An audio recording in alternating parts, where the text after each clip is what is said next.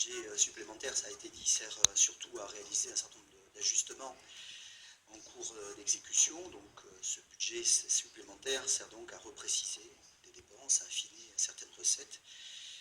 Il n'a, vous l'avez dit, Monsieur le Président, en aucun cas vocation à changer la stratégie financière qui a été fixée par le BP. C'est donc le cas du budget qui nous est soumis aujourd'hui. Alors que constatons-nous par rapport à ce budget supplémentaire? Constatons qu'il intervient dans un environnement économique général qui s'est profondément dégradé. Pour la troisième année consécutive, l'année 2015 sera marquée par une croissance quasi nulle et une absence de perspective sur le front de l'emploi. C'est un plafond symbolique qui a été franchi au mois de mai dernier, puisque le nombre de personnes inscrites au Pôle emploi a dépassé le cap des 6 millions. Ce qui me fait dire, en tout cas peut-être répondre à notre collègue Arnaud Delu, que la justice sociale, c'est aussi s'attaquer à cette question primordiale, qui est la question de la répartition de l'emploi. Ce chiffre est en hausse de 67 800 par rapport à avril, et si l'on s'intéresse aux seules personnes qui n'ont pas du tout travaillé le mois dernier, les chômeurs de catégorie A, la hausse est moindre, mais est encore très nette. Vous nous inviterez peut-être, Monsieur le Président, comme vous l'avez déjà fait, à ne pas trop nous focaliser sur des problèmes de dimension nationale, mais si je le fais, c'est parce qu'ils ont inévitablement une répercussion sur les finances départementales. La Gironde est bien en train d'évoluer dans cet environnement économique dégradé, et dans ce contexte général, nous sentons que l'État a de plus en plus de difficultés à juguler les déficits publics.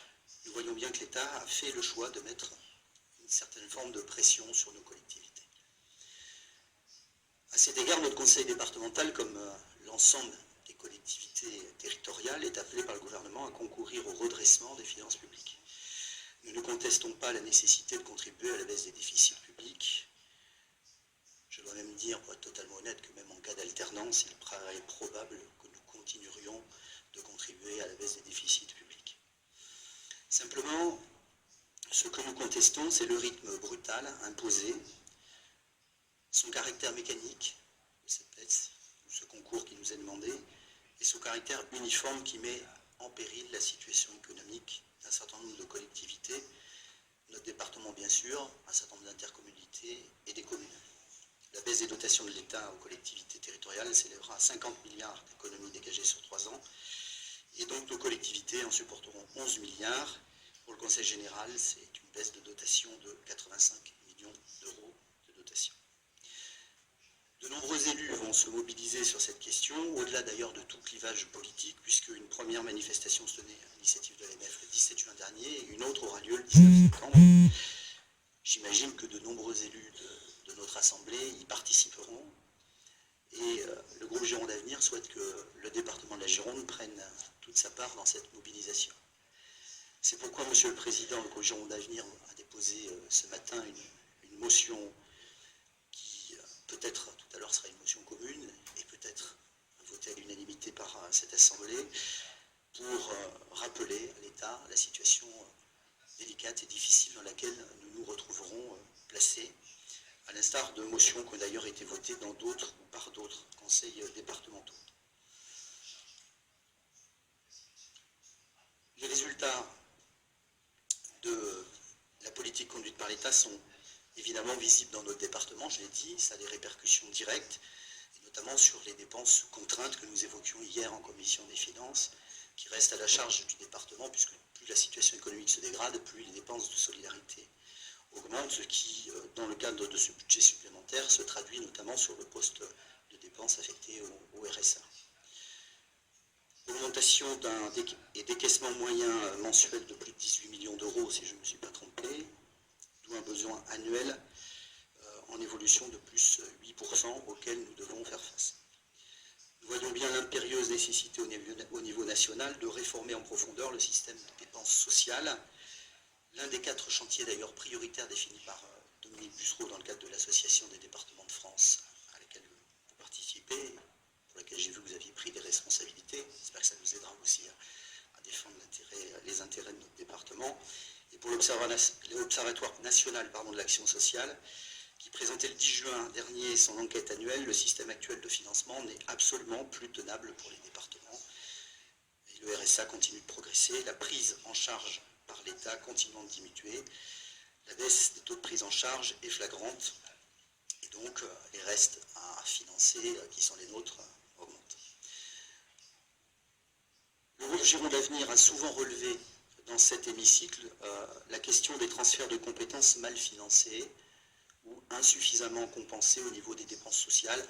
J'ai la liste des interventions, mais je crois qu'on peut s'en passer, mais c'est une position qui a été prise par le groupe depuis de nombreuses années, rappelant aussi que le principe devrait être celui selon lequel celui qui décide paye.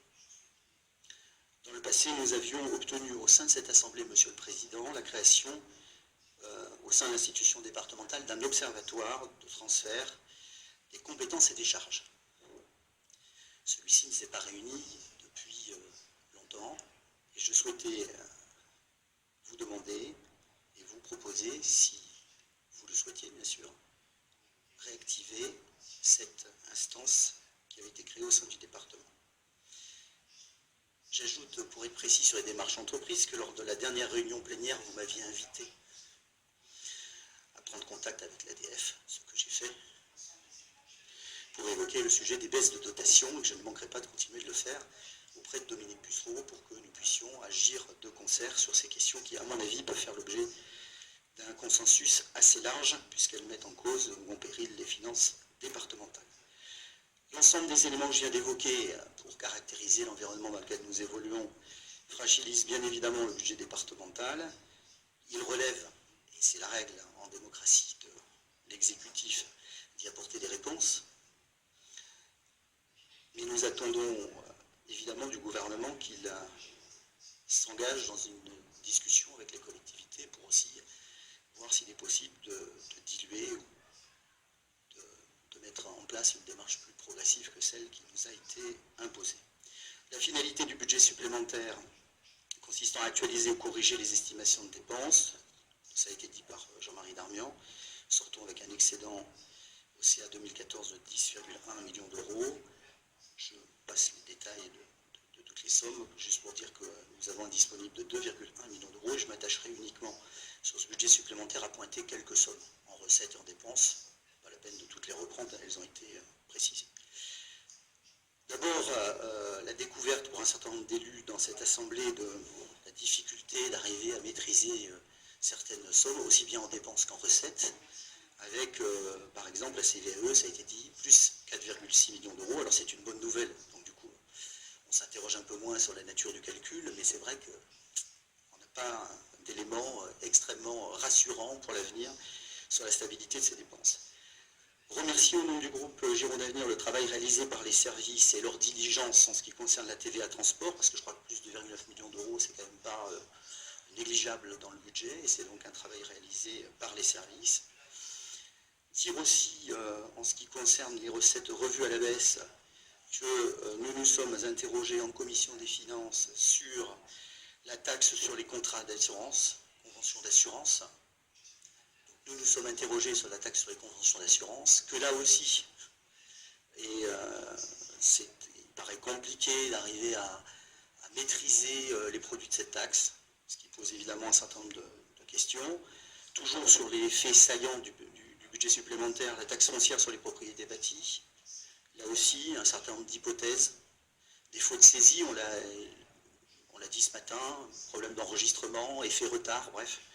En tout cas, tout ça pèse sur nos finances départementales. Ce qui, en revanche, est plus directement palpable, c'est la hausse d'un certain nombre de dépenses de fonctionnement, et notamment celle du RSA que j'évoquais tout à l'heure. Dans ce budget supplémentaire, je voulais saluer un effort sur les frais généraux, qui est un effort qui a été réalisé. Dire que le poste honoraire et conseil, qui diminue d'1,1 million d'euros sur 5 millions, nous a amené à poser la question de l'origine de cette baisse, qui est une baisse importante, parce que sur 5 millions, c'est pas négligeable, et que Jean-Marie Darmian nous a rassurés en nous expliquant que désormais, nous étions orientés vers la solution qui était de faire au lieu de faire faire.